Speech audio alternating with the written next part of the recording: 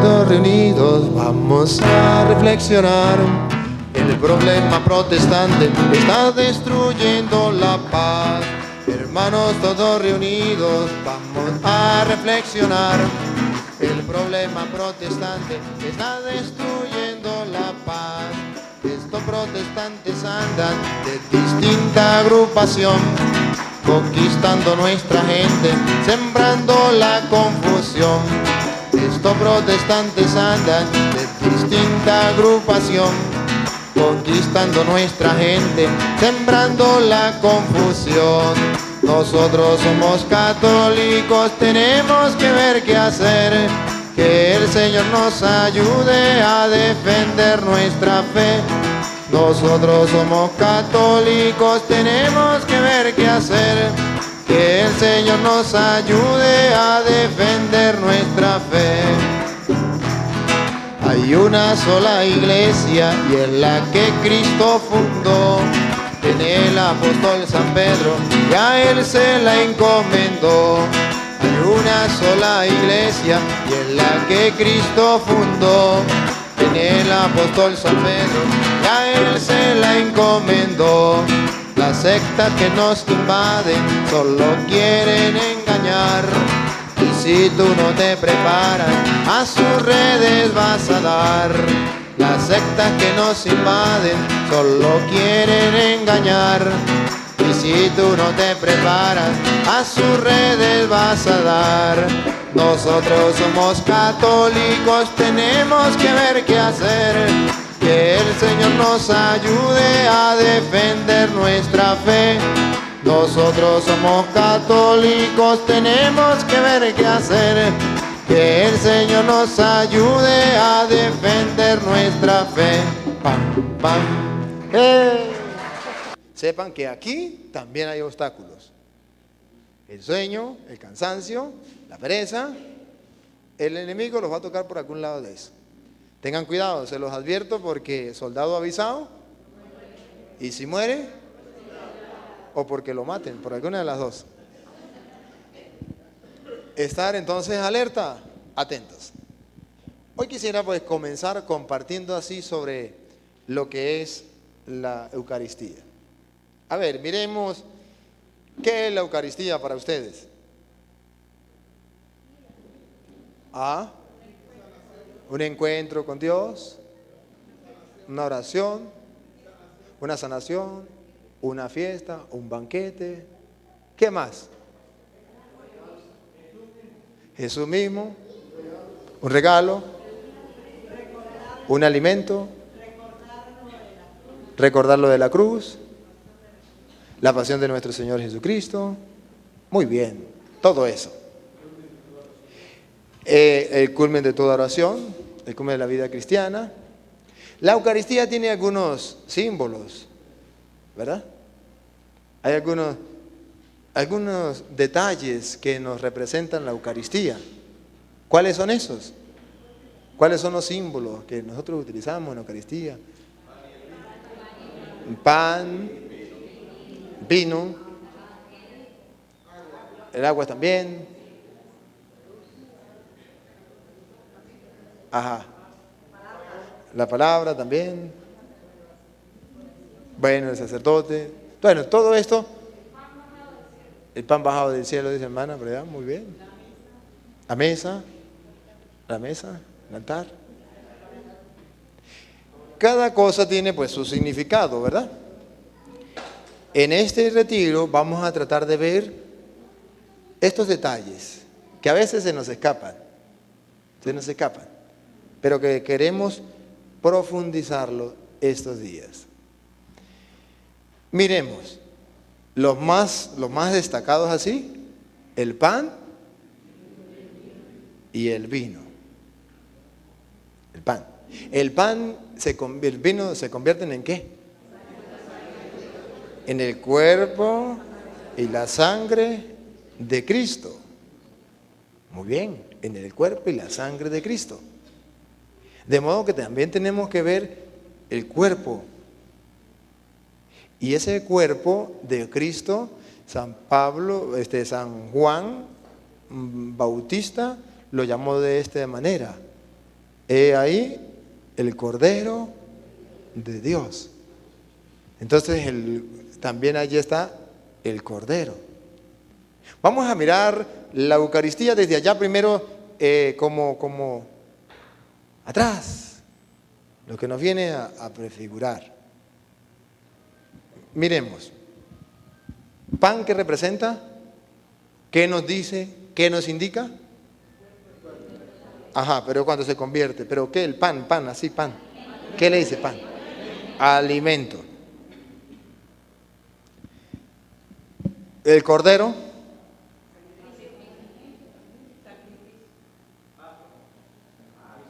Varias cosas, ¿verdad?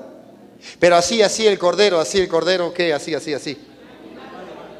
¿Ah? Alimento. De modo que tenemos dos cosas que nos hablan de alimento: pan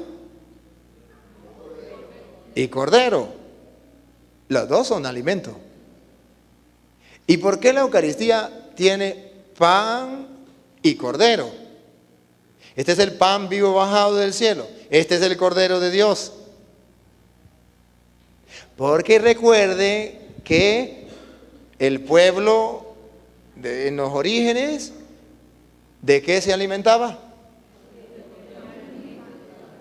¿O cuál era el trabajo?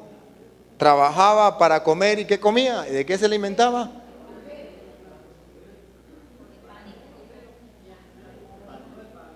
Unos trabajaban en el campo sembrando la semilla, que son los agricultores, un grupo. Pero había otro grupo que no trabajaba la agricultura, trabajaba con los animales, que nosotros lo llamamos ahorita, porque lo que nosotros conocemos, la ganadería.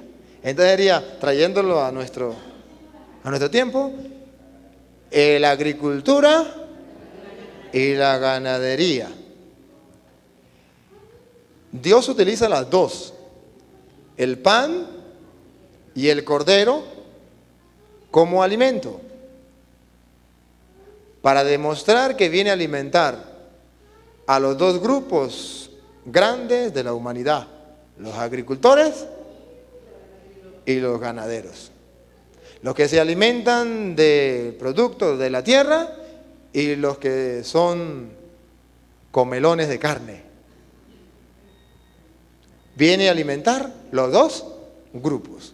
Por eso entonces ya miramos que el pan tiene un significado, alimento, y el cordero también tiene un primer significado, alimento. El que es vegetariano tiene el pan, y el que no es vegetariano tiene el cordero. ¿Y quién nos lo da? Dios. Ahí comienza a proyectarse un poquito lo que sería lo de la Eucaristía. Una nubecita ya a lo lejos para mostrar lo que sería la Eucaristía. Pero también tenemos el vino. ¿O usted puede comer y no beber? No, hay que comer y hay que beber. Comer y beber. Pero algo curioso, el pan que utilizamos en la Eucaristía son panes sin levadura, que serían panes ácimos. El cordero que comemos o que se alimenta, uno decía por allá, ¿para qué servía también? Para el sacrificio. Y resulta que los panes ácimos tenían un significado. Era de aquella, la primera, cuando les daba, ¿cómo es? Salían los brotes de la semilla, ¿sí? Ajá, las espigas y tal. Entonces se hacía una fiesta porque ya comenzaba a verse los frutos, ¿verdad? Y era lo especial para Dios. Agradecido con Dios, entonces se comía pan sin levadura. Era algo especial para Dios. ¿Ah? Ajá. Y el otro caso era el cordero, que era un sacrificio. ¿Y para quién era el sacrificio? Para Dios. Entonces el alimento que estamos comiendo no es cualquier alimento simplemente. Es un alimento, si es por el pan, es un alimento que se le ofrecía a Dios. Era en fiesta a Dios. Y si vamos por la carne, el cordero que también era ofrecido a Dios. Y si nos vamos por la bebida, no nos vamos con el agua, sino nos vamos con el vino. Porque el vino también tiene un significado. Primero porque en aquel tiempo y en esos lugares había bastante vino. Se trabajaba era con la uva. Pero además porque el vino era considerado bebida de los dioses. ¿Sí? Era una bebida No sé si ustedes recuerdan una vez que Jesús fue por allá a unas bodas. Sí recuerdan, sí estaban cuando eso. Yo no recuerdo, yo no estaba cuando eso. Pero me contaron, en las bodas de Caná. Y Jesús convirtió el agua en vino. Y alguien dijo, han dejado el mejor vino para de último, para después. El mejor vino. El mejor vino era entonces, era la bebida divina de los dioses, pero que los hombres cuando iban a celebrar y cuando iban a entrar en sintonía con ese Dios, pues también bebían de ese vino. Entonces tenemos el pan, tenemos el cordero y tenemos el vino. Ya más o menos nos vamos ubicando un poquito lo que sería, mirando allá lo que representa para nosotros los símbolos de la Eucaristía. Tenemos que mirar la maqueta del edificio que vamos a construir. Una persona cuando va a construir un edificio, primero hace la maqueta. La maqueta primero, no, la maqueta. Y después que hace la maqueta, hace el edificio. ¿Y dónde va a vivir? ¿En la maqueta o en el edificio? Porque la maqueta no sirve para vivir, sino es allí donde se representa. Pero donde usted va a vivir es cuando esto ya se haga realidad. El Antiguo Testamento es la maqueta de lo que será el Nuevo Testamento. Nosotros no vamos a vivir en la maqueta, nosotros vamos a vivir en el edificio, en la quinta. A no ser que usted quiera vivir en la maqueta, se le da libertad, pero nosotros vamos a vivir en el edificio. Entonces tenemos que ver esa maqueta que está representado allí y luego vamos a ver lo que se realiza. Por eso yo quisiera ver la Eucaristía desde el Antiguo Testamento un poquito y luego en el Nuevo Testamento otro poquito, lo que allí va simbolizando. Ustedes escucharon la narración de la creación del libro del Génesis, ustedes se lo saben. Vamos a buscarlo. La creación, hoy yo voy a tener la osadía de leer yo y no dejarlo leer a ustedes. Les voy a dar la cita para ir leyendo. Vámonos al libro del Génesis, donde narra la creación del hombre. Eso está en Génesis capítulo 2.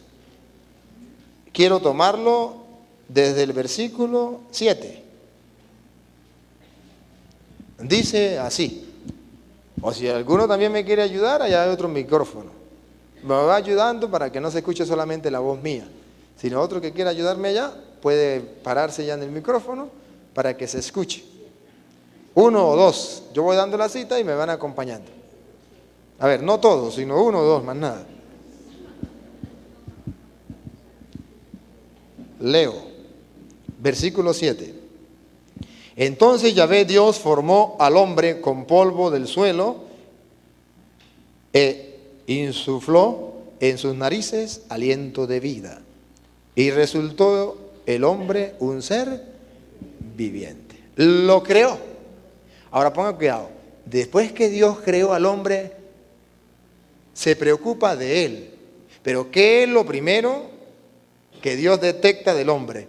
Que el hombre necesita. ¿Qué es lo primero de lo cual Dios se preocupa del hombre? Vamos a ver el versículo 8. Luego plantó Yahvé Dios un jardín en el Edén, al oriente, donde colocó el hombre que había formado. Versículo 9, Yahvé Dios hizo brotar del suelo toda clase de árboles deleitosos a la vista y buenos para comer. Lo primero que a Dios le preocupa del hombre cuando lo termina de crear es... Dios quiere alimentarlo. Dios quiere alimentarlo. Esto no es que, ya es que Dios, a lo último es que Dios se preocupa. No, no, lo primerito. A ver, hice este animalito, vamos a alimentarlo. ¿Sí? ¿Usted va a criar gallinas y la comida? ¿Va a criar cochinos y la comida? No, claro, es una comparación muy... Pero es la realidad, para que me entiendan, en criollo, ¿verdad? En castellano. Dios entonces forma al hombre y dice, y la comida... Lo primero que Dios se preocupa del hombre es la comida. En la creación. En el antiguo, en la maqueta. Vamos de una vez mirando el edificio un poquito. La nueva creación. El hombre nuevo, creado según Cristo. El antiguo Adán, ahora el nuevo Adán. Cuando Dios recrea al hombre, le da un nuevo nacimiento. ¿Acaso no dijo Jesús el que no nace de nuevo? ¿Se acuerdan? Es un nuevo nacimiento, una nueva creación, un nuevo testamento. Por eso la Biblia habla del Antiguo y del Nuevo Testamento. Cuando Dios entonces piensa en recrear al hombre, de una vez piensa en el alimento. En el alimento. Y si es verdad que aquel hombre, Adán, era carnal, como lo dice San Pablo, el segundo Adán es espiritual. Cristo. El primer Adán se preocupa por darle la comida del buche. En el segundo Adán se preocupa por darle la comida espiritual, que está dibujada allí también. Entonces vamos viendo la maqueta con el edificio. A ver, vuelvo y lo leo. Luego plantó Yahvé Dios un jardín en el Edén. ¿Qué fue lo que plantó Dios? ¿Qué le suena a usted en el jardín? Algo hermoso, maravilloso, ¿verdad? Algo que Dios creó, formó allí. Algo, el jardín. Que también se llama paraíso. El paraíso como que suena mejor. Paraíso. ¿Quién no le gustaría vivir en el paraíso? Pero recuerde que ese paraíso es la maqueta. La maqueta. Un paraíso, un jardín, donde colocó al hombre que había formado. Entonces Yahvé, Dios, quiere que el hombre sea feliz. Viva en un paraíso. Yahvé Dios hizo brotar del suelo toda clase de árboles deleitosos a la vista y buenos para comer. Ya lo explicábamos. Dios se preocupa de la comida del hombre. Y en medio del jardín, escuchen esto, en medio del jardín, ¿qué colocó Dios? ¿Ah? ¿Qué colocó Dios en el medio del jardín? No. ¿Qué colocó Dios en el medio del jardín? ¿El árbol del bien y del mal? No. ¿Qué colocó Dios en el medio del jardín? No. ¿Qué colocó Dios en el medio del jardín? No. Bueno, ¿no tienen la Biblia?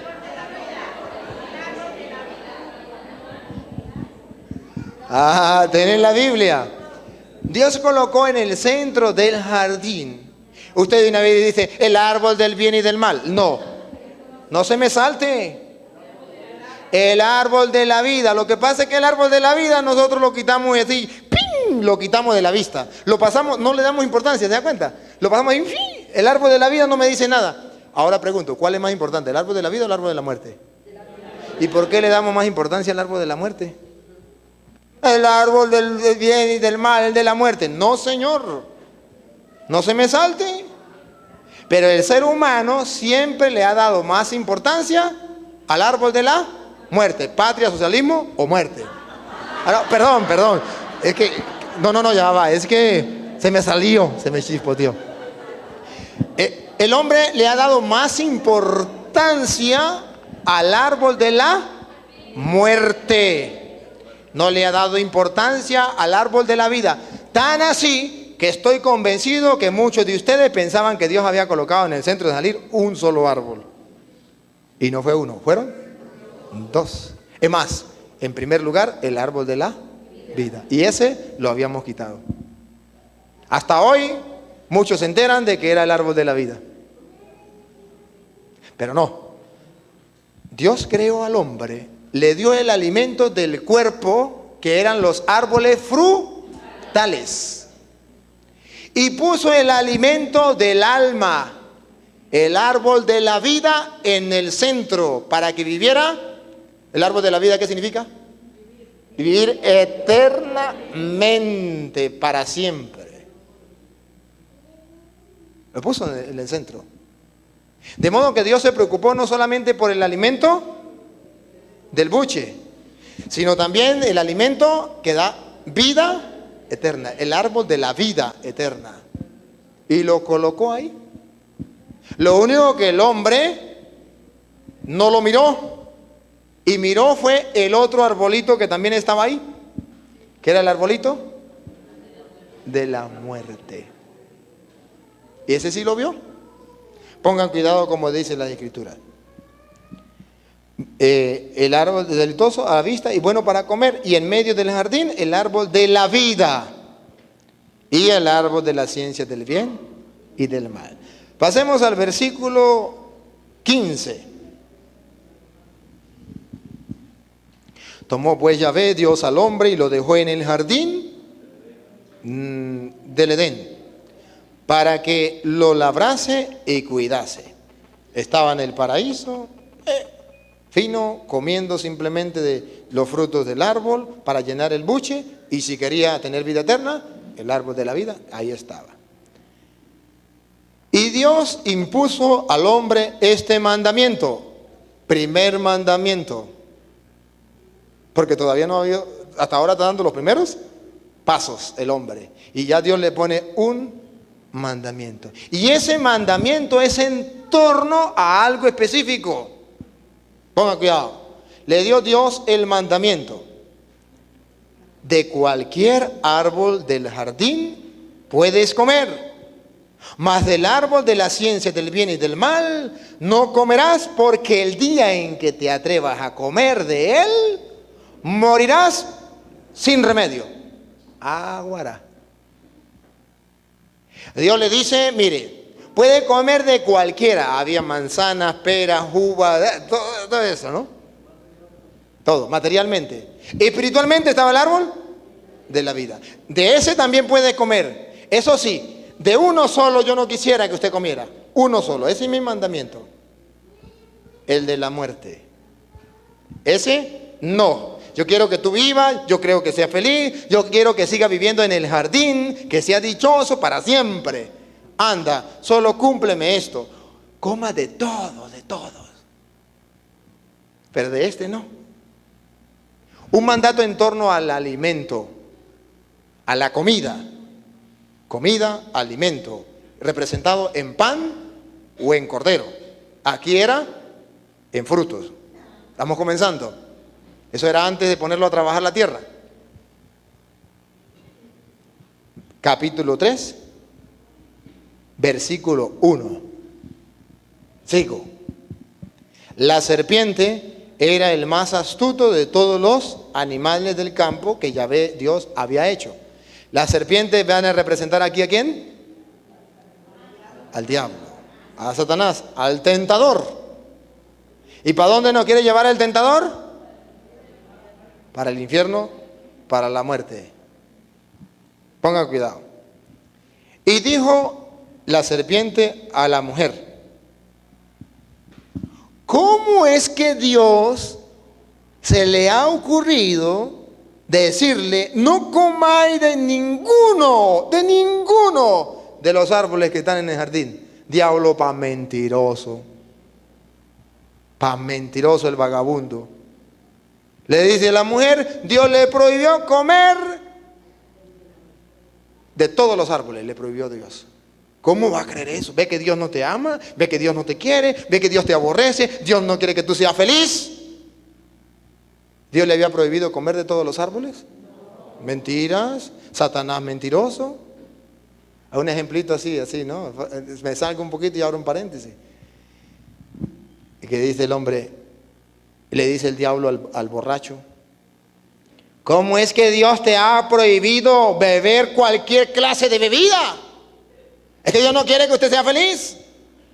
Y el borracho dice, pues sí, me prohibió beber la cerveza, el whisky y tal. Pero no, Dios no le prohibió beber refresco, no le prohibió refresco de manzana, de pera, jugo o jugos naturales, no le prohibió beber agua, no. Le prohibió no tomarás miche, no se embriagarás. Pero el diablo le dice, de todo, Dios es malo contigo, no te deja ser feliz. Que el diablo le está engañando, le está mintiendo. Le está mintiendo. Siempre el diablo va de mentiroso. Por eso se llama el padre de la mentira. ¿Cómo es eso? Dios te prohibió comer de todos los árboles del jardín. Ahora ponga cuidado la respuesta de la mujer. Respondió la serpiente, la mujer a la serpiente: podemos comer del fruto del árbol del jardín. La mujer le cachó la mentira al diablo, ¿o no? Esto significa que nosotros tenemos una mente espectacular para darnos cuenta de las cosas. Y dijo, no, Dios no me prohibió comer de todos los árboles. No, señor, usted me está engañando. Pero hasta ese momento ella había creído en la palabra de Dios y había hecho caso a la palabra de Dios. Hasta ese momento. Y no había sido tentada todavía. Hasta ese momento, a ciegas, había obedecido la palabra de Dios. No se había dejado llevar por el sentimiento. Había actuado por la fe en la palabra. El sentimiento no había actuado todavía. Pero pongan cuidado. Dice, podemos comer del fruto de los árboles del jardín, más del fruto del árbol que está en medio del jardín, ha dicho Dios, no comáis de él, ni lo toquéis, a pena de muerte. Es como la mujer que dice, yo me enamoraré de cualquier hombre que sea soltero, porque Dios me prohíbe enamorarme de un hombre casado. Eso sí no lo voy a cometer yo nunca. Estoy clarita. Un hombre casado no lo quiero ni ver. Clara, eso está mal. Tiene una mente espectacular. Hasta que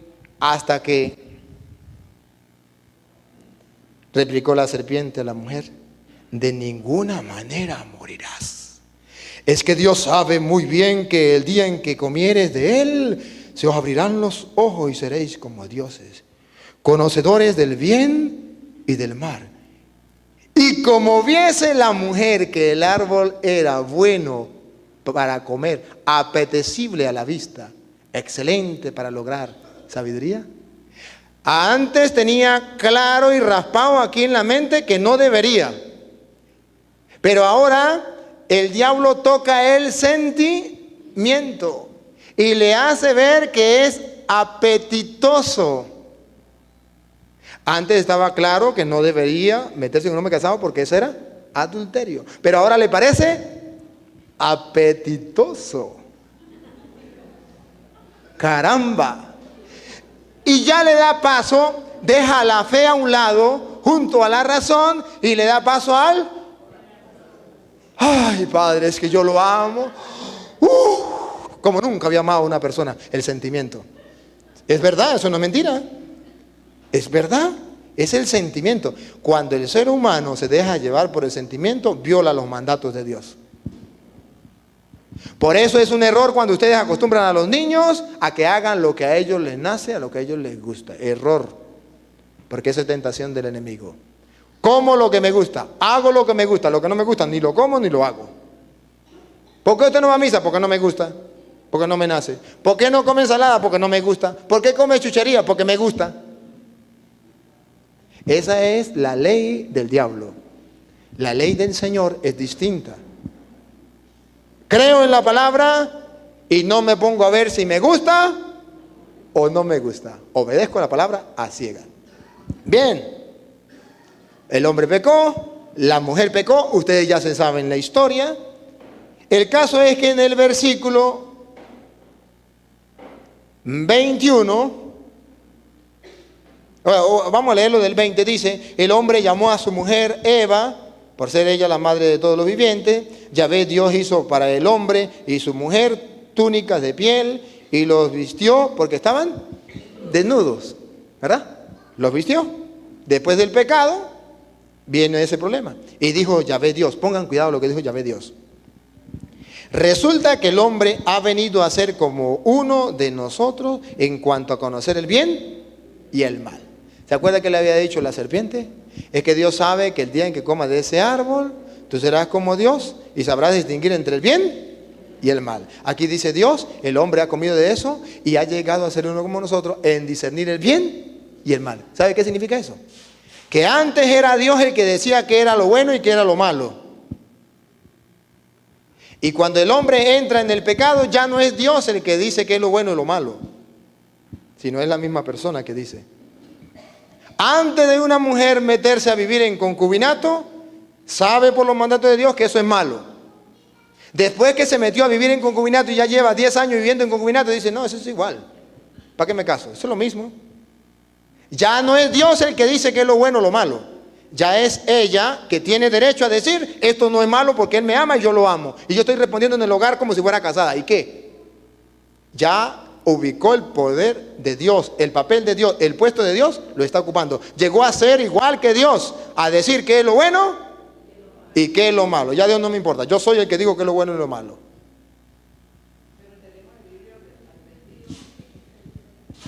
Ahí está. Y así también el drogadicto, así también el borracho, así también el mentiroso, así también el grosero. ¿Usted no da cuenta que la gente dice, padre, mire, que a mí la grosería se me sale, pero eso es normal, eso es normal, eso no es malo porque yo no lo digo así. Claro, usted se está convirtiendo en Dios, usted es el que está diciendo qué es lo bueno o qué es lo malo. Cuando no ha leído el Evangelio de San Mateo, capítulo 12, donde dice, por allá en los versículos 26 en adelante, dice que eso es malo de decir groserías. Pero usted, como ya comió del árbol, como ya se metió en ese pecado, usted se acostumbró y dice, esto no es malo. Se acostumbró a hablar mal de los demás y dice, esto no es malo. Se acostumbró a robar y dice, estoy robando por necesidad, esto no es malo. Se acostumbró a robar y dice, hay que quitarle a los ricos. Por lo rico que tiene, hay que quitarle. Hay que invadir y eso es normal. Eso no es malo. Yo invado lo que tenga aquí, invades esto, invades eso. Eso es robar, eso es malo. Y cuando yo digo, eso no es malo, estoy haciendo el papel de Dios. Y entonces pasé a ser Dios. Un Dios de mentira, falso. Porque el Dios verdadero sigue siendo Dios. Y es el que dicta las normas y dice, no robarás a nadie nada. Listo. Pero usted le quita el puesto a Dios. Bueno, cuando sucedió eso, entonces dice, ahora pues, cuidado, no alargue su mano y tome también del árbol de la vida. Ya comió del árbol de la muerte. Ahora cuidado y no alargue la mano y ahora sí, agarre el árbol de la vida. y comiendo de él viva para. Entonces Dios le había dado primero la oportunidad al hombre de que comiera de ese árbol. El único que no podía comer era el de la muerte. Cuando el hombre en su libre albedrío escoge el de la muerte, entonces Dios le dice, agarre ese, pero yo le quito este. Usted escoge, agarra la muerte, agárralo, pero yo le quito el de la vida. Si hubiese cogido de la vida, yo le quito el de la muerte. Es más, él le quitó el de la muerte y el hombre buscó el de la muerte, ignoró el de la vida. Entonces dice, el árbol de la vida comiendo y vivirá para siempre. Y lo echó Yahvé, Dios del jardín. Fue cuando el hombre perdió el paraíso, perdió el jardín, lo echó del jardín del Edén para que labrase el suelo de donde había sido tomado. Tras expulsar al hombre, puso delante del jardín, escúchenme esto, hago hincapié, puso delante del jardín del Edén querubines y la llama de espada vibrante para guardar el camino del árbol de la vida. Se cerró el camino al árbol de la vida. Se cerró. Ya el hombre no puede tener vida eterna. Fue cerrado. Estábamos en la maqueta. Fue cerrado. Pero resulta de que en la nueva creación Dios vuelve a colocar el árbol de la vida. ¿Quieren leerlo textualmente? Vamos a Apocalipsis. Vámonos al último libro. Comenzamos con el primero y vámonos para el último. Apocalipsis, capítulo 21, por allá. 22. El 22. Versículo 1. Si quiere uno que lo lea por allí, en el micrófono, para que no escuchen solo la voz mía.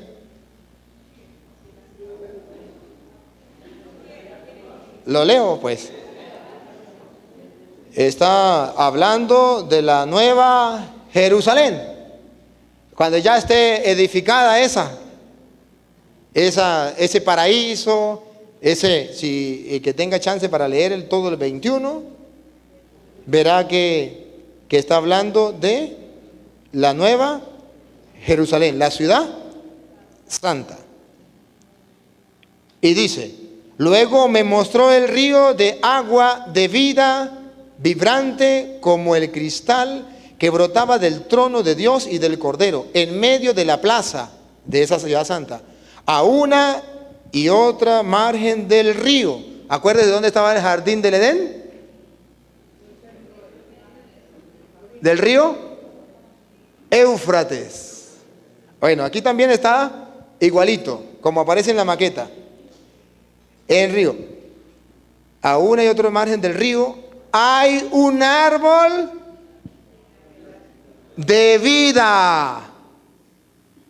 Entonces allá, ya no en la maqueta, sino ya en la construcción, ya está el árbol, aparece otra vez el jardín del Edén, el paraíso, la nueva Jerusalén, y allí en el centro también hay el árbol de la vida.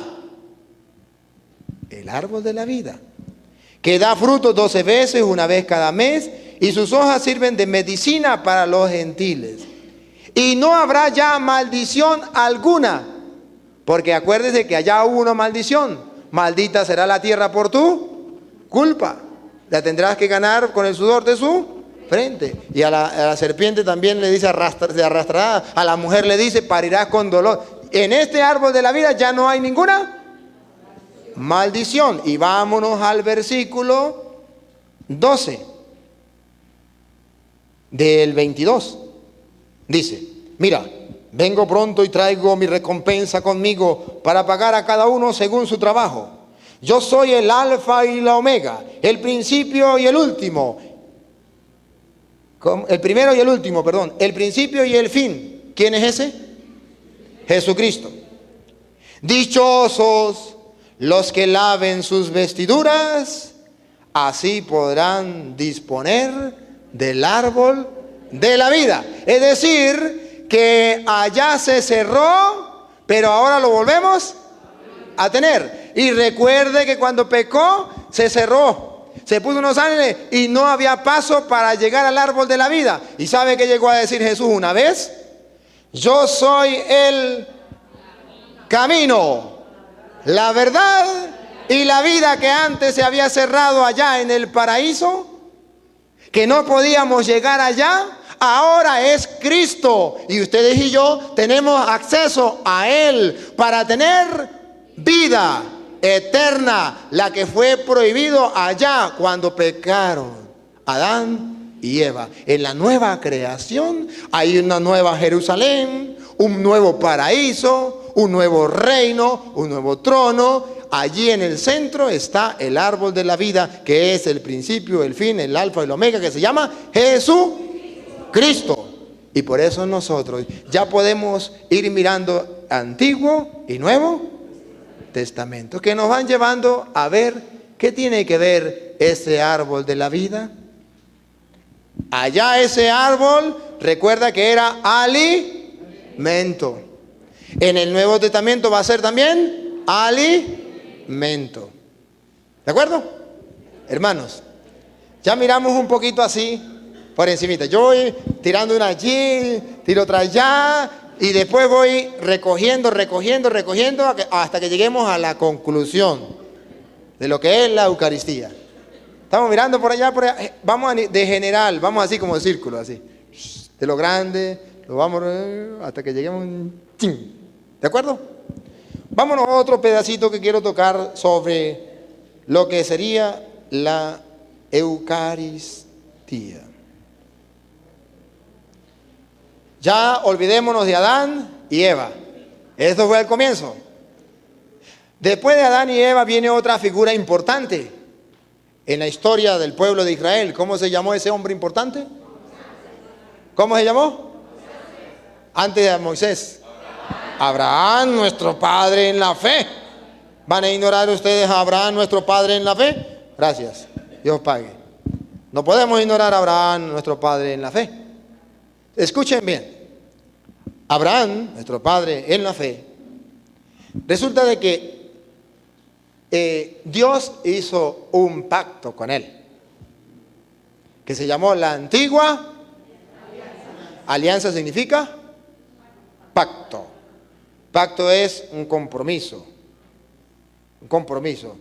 Pacto es lo que hacían la gente así de antes, la gente seria de antes. Así, ¿no? Te doy mi palabra. Y podía fallar lo que sea, pero esa palabra, no, ahorita hasta firmado y con abogado y todavía se falla. Pero en aquel tiempo era un pacto, y Dios hizo un pacto, una alianza con Abraham. Así, en serio, en serio. Y Dios dio su palabra. Hizo un pacto. ¿Ustedes recuerdan cuál fue el pacto que Dios hizo con Abraham? A ver.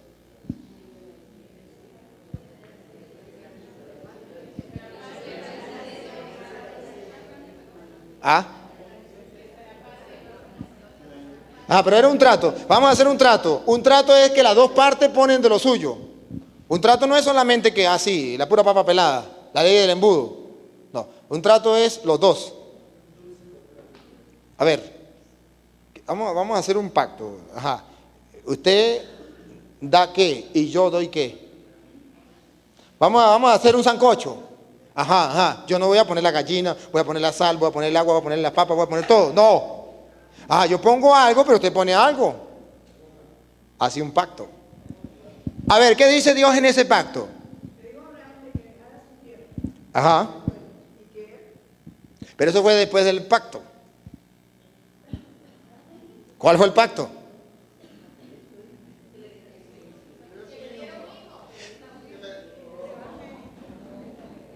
Ahí ustedes como que no estaban cuando eso. El pacto es este. Le dice Dios, mire, Abraham, yo quiero ser tu Dios. Pero, Abraham le dijo, claro, Señor, claro que sí. Le dice, pero tú tienes que ser mí. Yo seré tu Dios y tú serás mi pueblo.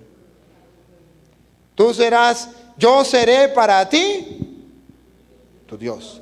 Y tú serás con tu descendencia mi pueblo. ¿Si te parece bien? Va.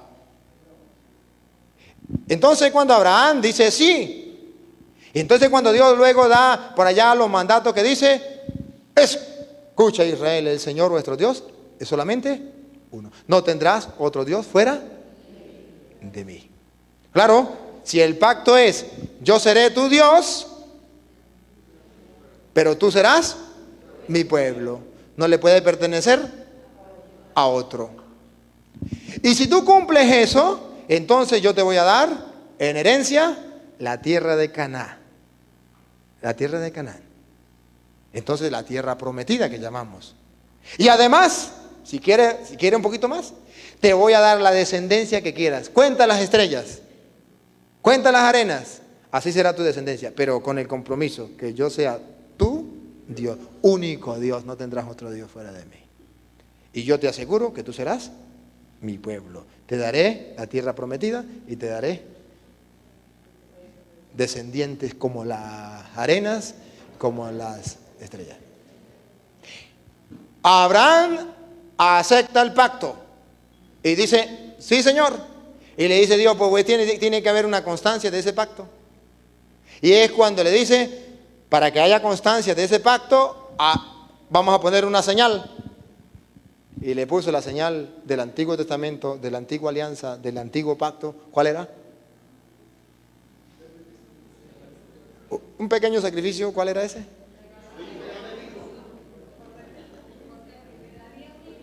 No, de ese pacto. Eso viene después. En ese pacto, la señal de ese pacto era la circuncisión. Eso está, lo que les conté. Se lo resumí para no leerlo. Pero que si alguien lo quiere leer, está en el Génesis capítulo 17, versículo 1 y siguientes. Y le leo lo más así esencial. Cuando Abraham tenía 99 años, se le apareció Yahvé y le dijo, yo soy el Sadai, anda en mi presencia, sé perfecto. Yo establezco mi alianza entre nosotros dos y te multiplicaré sobremanera. Hacemos una alianza y te voy a multiplicar sobremanera. En el versículo 7 dice, y estableceré mi alianza entre nosotros dos y con tu descendencia después de ti, de generación en generación. Una alianza eterna, de ser yo, tu Dios, y el de tu posteridad. Te daré a ti y a tu posteridad la tierra en la que andas como peregrino, todo el país de Canaán en posesión perpetua. Y yo seré el Dios tuyo. Dijo Dios a Abraham, guarda pues mi alianza. Escuchen bien, Dios hace una alianza y lo que le dice a Abraham, ¿qué es? Hicimos una alianza, pero no se lo pide. Guarda la alianza. Recuerda la alianza. Vive la alianza. No se olvide de la alianza. Guárdala. De generación en generación. Esta es mi alianza que habéis de guardar entre yo y vosotros, también tu posteridad. Todos vuestros varones serán circuncidados. Os circuncidaréis la carne del prepucio y eso será la señal de la alianza entre yo y vosotros. Señal de la alianza, la circuncisión. A los 8 días seráis circuncidados entre vosotros, todo varón de generación en generación. Debe circuncidarse el nacido en su casa y el comprado con dinero, de modo que mi alianza esté en vuestra carne como alianza eterna. El incircunciso, el varón a quien no se le circuncide la carne de su prepucio, será borrado de entre los suyos por haber violado mi alianza. Entonces, si hacemos un pacto, hacemos el pacto, hay una señal, la circuncisión. Aquel que no se circuncide está violando mi alianza, mi pacto. Entonces hablemos del pacto, de la alianza. ¿Ese era el pacto del Nuevo Testamento o del Antiguo Testamento? Antiguo Testamento. Entonces, antigua alianza, antiguo pacto, con una antigua señal, la circuncisión. La maqueta. Después vendrá un nuevo pacto, una nueva alianza. No sé si ustedes recuerdan lo que se repite en la misa. tomad y bebed todos de él, porque esta es mi sangre. Sangre de la nueva, no de la vieja, no de la maqueta, sino de la nueva alianza. Esto significa que hay una nueva. Es más, la Biblia lo presenta. Antiguo Testamento, antigua alianza. Nuevo Testamento, nueva alianza. Esto significa que Dios hizo con Abraham un pacto con el pueblo de Israel, un solo pueblo. Pero luego, en ese pueblo solamente eran valorados los hombres y las mujeres, cero a la izquierda, no valían nada. Yo no sé por qué ahora le dan tanta importancia a la mujer. Si la mujer ni siquiera se le consideraba que tenía alma. Bueno, pero bien porque Cristo lo quiso. Entonces ya viene Cristo en el Nuevo Testamento, una nueva alianza, y quiere meter también a las mujeres. Pero las mujeres no tienen nada para circuncidarle, porque la circuncisión era en la parte sexual del hombre y la mujer no lo tiene. Sí, pero no tenían nada para circuncidarle. Entonces, resulta de que es cuando Jesús viene y en la nueva alianza nos deja una nueva señal de un nuevo pacto. Dios hace un nuevo pacto y le dice al pueblo allá, al pueblo de Israel, tú serás mi pueblo y yo seré tu Dios. En el Nuevo Testamento ya no es el pueblo de Israel, sino todos los pueblos. Todos los pueblos. Se abre el compás, como lo dice allá Efesios capítulo 3, versículo 14. Que ya Dios une en la cruz de Cristo, cuando derrama su sangre, señal del pacto, une a los judíos con los paganos, los dos pueblos, los une en uno, quita el odio, el muro que los separaba y forma un solo pueblo. La nueva alianza, con un nuevo pueblo. Entonces hay un nuevo sacrificio. Hay una nueva señal. ¿Cómo era aquel, le dice Dios a Abraham, el que no se circuncide está violando mi alianza? La señal de que pertenecía a esa alianza del Antiguo Testamento era la circuncisión. Ahora San Pablo viene y nos dice a nosotros que en la nueva alianza hay una nueva señal. Ya no es la circuncisión, sino el bautismo. Eso lo dice en Colosenses capítulo 2, versículo 11, que si quiere lo podemos mirar para entenderlo mejor. Colosenses capítulo 2, a ver si alguien lo tiene por allí, porque aquí como que se perdió Colosenses de esta Biblia. Colosenses 2, versículo 11, dice así: en él también fuiste circuncidados, no con una circuncisión quirúrgica, sino mediante el despojo del cuerpo carnal, por la circuncisión en Cristo, sepultados con él en el bautismo, como con él también habéis resucitado por la fe en la fuerza de Dios, que lo resucitó de entre los muertos.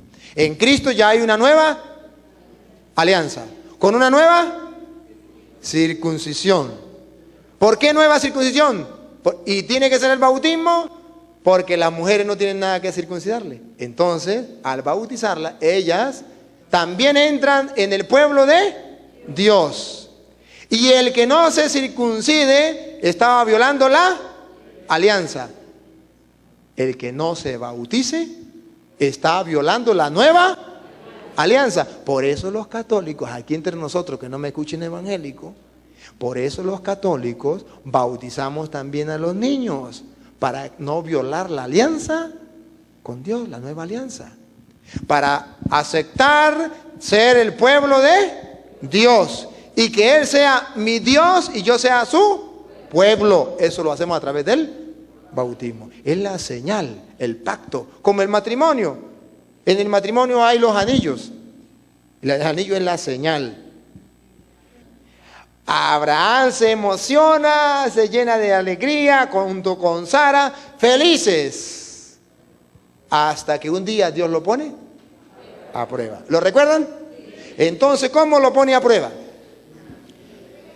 Le dice Abraham, vamos a ver si Abraham va a aceptar que yo sea su Dios. Me va a obedecer. Va a guardar mi alianza. Guardar mi alianza es también obedecer. No solamente circuncidarse, sino obedecer. Yo, el Dios de él sometido a mí. Y le dice a Abraham, le tengo una propuesta. Ajá, dime, Señor. Y recuerda que yo soy tu Dios, ¿no? Sí. Pues mire, me tiene que sacrificar a Isaac, tu único hijo. Lo puso entre la espada y la pared. Entonces dice Abraham, sí, Señor, está bien, no hay ningún problema. Yo voy para adelante. Y entonces, por eso llama padre en la fe, ¿verdad? No dudó, dijo, vamos. Y agarró el pelado y le dijo, a ver, va a buscar leña. Y le montó la leña, creo que fue el pelado, al burro, y después lo montó él, ¿no fue? O algo así. Después dejó el burro por allá, yo no me sé la historia muy bien. Pero el caso es que después le montó la leña y le dice el chamo, ajá, papá, ¿qué hijo? Papá, mire, yo voy pensando algo. Está la leña, está el fuego, pero ¿y dónde está el cordero? ¿Te acuerdas que el cordero era sacrificio? ¿Y dónde está el cordero? Y Abraham, apenado con el pelado, y sin saber qué hacer, le dice, Dios proveerá, hijo, Dios proveerá. Esto significa que el ser humano cuando vive de fe, como que ve incierto, como que no ve más allá, como que va así. Atienda, porque eso es la fe. Esa es la fe. Y si quiere, le hago un paréntesis para contarle lo que es la fe. Porque estamos en un retiro y tenemos que ir todos, ¿verdad? La fe es aquella viejita ciega. Aquella viejita ciega. Usted sabe que un hombre se perdió en la montaña, en la inmensidad de la montaña, y comenzó a gritar, ¡auxilio! ¡Auxilio! ¡Se va a oscurecer! ¡Ay! ¡Estoy perdido! Y ya se estaba oscureciendo y él pensaba que venía el tigre, venía el león, venía todos los animales, me van a matar, me van a acabar, ¿qué hago yo? Y comienza a gritar, y cuando ya está oscureciéndose, escucha unos ruidos y dice, el tigre, unos pasos, el tigre, se pone todo tembloso. Y detecta, no es el tigre, es una señora, una viejita. Y él se emociona. Él le entra una alegría, una emoción, y le dice a la señora, señora, uy, qué emoción. Y le dice, tranquilo, vine a salvarte, chico, vine a sacarte de ahí, tranquilo, no se preocupe, vengo a salvarte, sacarte. Le agarra, le da un abrazo, un beso y un mordisco en el pescuezo, feliz. Y la mujer le dice, vengo a sacarte, dame la mano.